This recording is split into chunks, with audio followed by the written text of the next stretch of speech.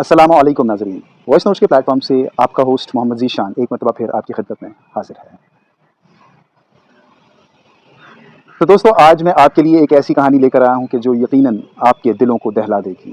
लेकिन ये सिर्फ कोई आम कहानी नहीं है, बल्कि एक ऐसी दास्तान है कि जो एक बच्चे की कहानी है। ये बच्चे की दास्तान है कि जिसने टैंकों का मुकाबला पत्थरों से किया।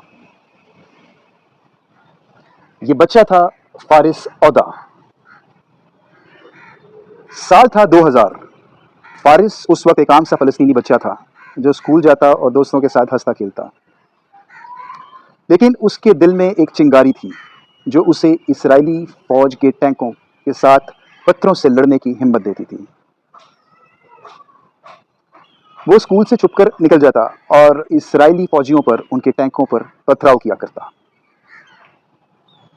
आखिरकार तंग आकर स्कूल वालों ने उसके वालिद को स्कूल में बुलाया।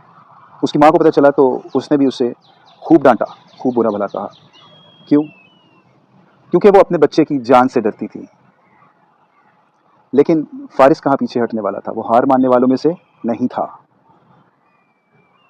वो कहता था कि अगर वो मेरी हड्डियां भी तोड़ दें तो मैं पीछे नहीं हटूंगा, अगर वो मेरा घर भी गिरा दें तो मुझे कोई खौफ नहीं। फिर एक दिन क्या हुआ? हुआ कुछ यूं कि उसका कज़न शादी, जिसका नाम शादी था, वो शहीद हो गया। उसके घर वाले, फारिस के घर वाले मज़ीद डर गए और उन्होंने डर कर उसे घर में एक कमरे में कैद कर दिया। लेकिन फारिस को कौन रोक सकता था? वो कमरे में मौजूद पानी की पाइपलाइन से रेंग कर निकलता और महाज पर पहुंच जाता और फिर पथराव शुरू।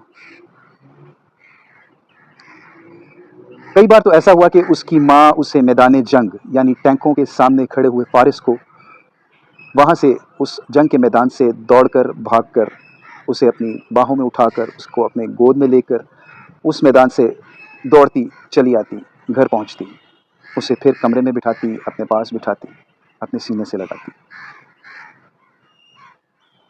एक रात की बात है कि फारिस ने अपने ख्वाब में अपने शहीद कज़न शादी को देखा, जो उससे कह रहा था कि आओ मेरा बदला लो। दूसरी जानिब उसी रात उसकी माँ, फारिस की माँ ने भी ख्वाब में उसी बच्चे शादी को देखा, जो उससे कह रहा था, जो उसकी माँ से कह रहा था कि इसे मेरे पास आने दो।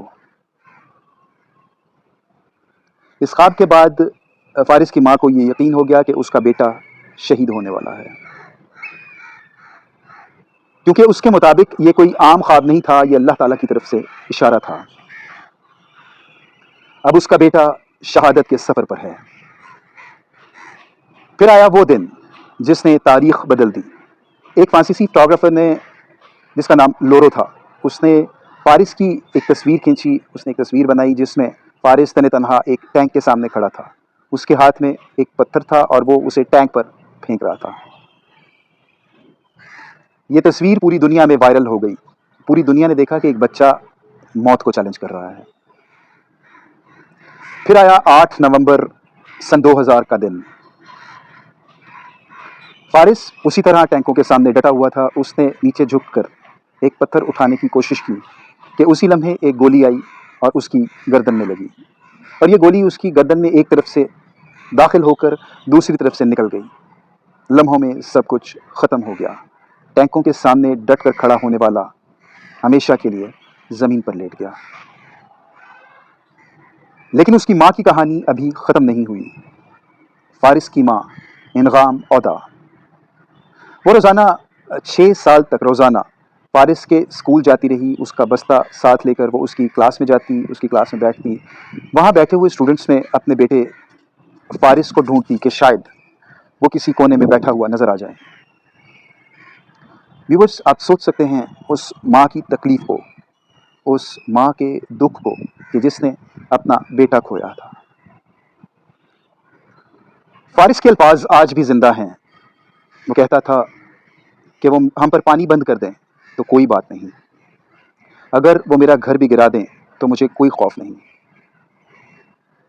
अगर वो मेरी हड्डियां तोड़ दें तो मैं उन्हीं हड्डियों का पत्थर बनाकर उन्हें अपने वतन के दुश्मनों के ख़िलाफ़ इस्तेमाल करूंगा और वही पत्थर उन पर दोबारा से फेंकूंगा। فارس کے یہ الفاظ آج بھی ہر فلسطینی بچے کے دل میں زندہ ہیں. پیچھے نہیں ہٹوں گا، میں خوفزدہ نہیں ہوں، میں ہار نہیں مانوں گا. فارس عہدہ کوئی عام بچہ نہیں تھا، وہ پوری فلسطینی قوم کی آواز تھا، فلسطین کا استعارہ تھا، ایک لیجنڈ تھا. اور آج بھی اس کی تصویر ہر اس انسان کے دل کو دہلا دیتی ہے کہ جو آزادی اور انصاف پر یقین رکھتا ہو. تو یہ تھی کہانی فارس عہدہ کی. اس کی ماں نے اپنے بیٹے کو تو کھو دیا لیکن دنیا کو ایک ہیرو دے دیا. فارس عہدہ جیسے بچے اس بات کا ثبوت ہیں کہ کسی بھی آزادی کے لیے کسی بھی جذبے کو گولی سے ختم نہیں کیا جا سکتا.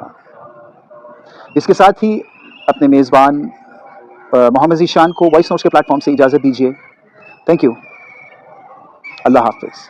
لیکن ایک بات سنتے جائیے، فلسطین ہمارے دلوں میں زندہ تھا، زندہ ہے اور زندہ رہے گا. اللہ حافظ.